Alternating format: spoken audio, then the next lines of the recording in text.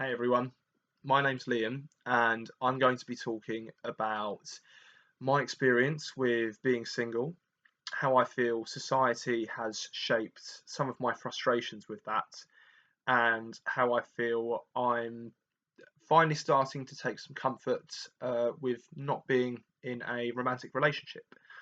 So, reading glasses on, let's go. So, by and large, being single is something that I've been frustrated with and that I've tried to escape throughout most of my life. I've had a few short term relationships and situationships, but nothing long term.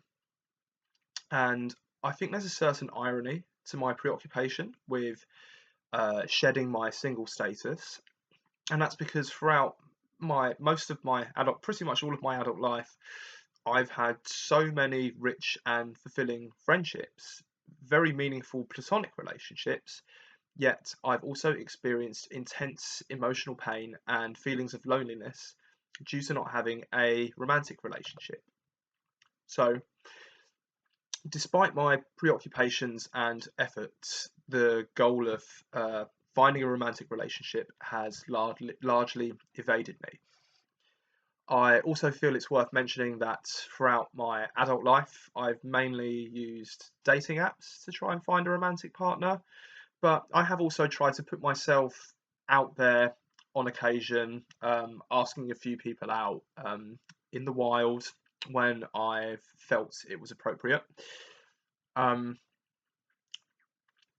yeah, despite doing lots of the right things, asking people out, going on lots of dates through dating apps, joining some social clubs, I've still not been able to find that romantic partner, that special someone. But I think there's a common misconception that the more efforts you put into finding a relationship, the more likely you are to eventually find one. And a common piece of advice that single people get is keep putting yourself out there. And although it's well intentioned advice, I think that it can give people the false idea that they just need to keep trying and trying and eventually they'll find something.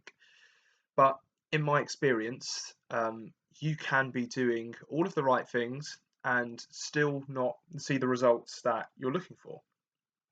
As a single person, this can be quite demoralizing because you're putting all this effort in and you're not seeing it pay off. But I think it's also important to bear in mind that when it comes to romance, there's so many factors beyond our control.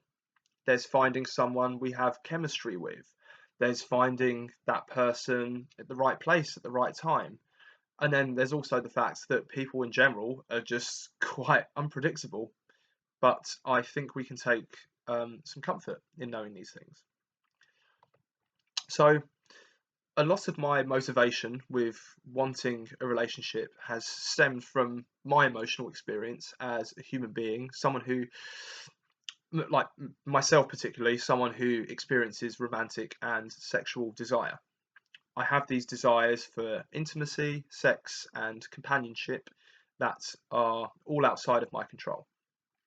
However, I also feel that a big factor that contributes to a lot of single people being frustrated with their single status is what society tells us about relationships. That being in a monogamous relationship, getting married, buying a house, having children, and settling down is the ultimate goal in the world of relationships. And that once we find ourselves in that position, that relationship then takes precedence over all the other relationships and becomes the most important things in our lives. This widespread attitude towards relationships has been labelled by philosopher Elizabeth Brake as amatonormativity. Now, a few months ago, I came across an interesting concept known as relationship anarchy. I'm not going to provide a comprehensive overview of that in this video. I want to try and keep it fairly short, but I'll link some useful videos that I found. So, for me, relationship anarchy is essentially about challenging the prescribed hierarchies of relationships presented to us by society. So, When I talk about hierarchies, I'm talking about the levels of importance that we ascribe to different kinds of relationships. So, as things mostly stand, we have romantic relationships at the top, and then usually anything that's not a romantic relationship, say friendship or family relationships, they come beneath romantic relationships. Relationship anarchy encourages people to challenge the notion that romantic relationships are inherently more important than other kinds of relationship. It's not saying that one form of relationship is innately superior or inferior to another, just that different relationships can offer us different things and be meaningful and fulfilling in their own ways. It posits that when we approach interpersonal relationships in this way, we allow hierarchies to emerge naturally based on our own unique needs and experiences. So, for one person, a platonic relationship they have might be more important to them than their current romantic partner of several years. On the other hand, for another person, it could be the reverse. And that's completely fine. Both of those are valid. Um, the individuals in those situations have come to those judgments by themselves, which is the important thing in relationship anarchy. So, how does this relate to me, my perspective on relationships, and how might it be of use to other people out there who feel hopelessly single?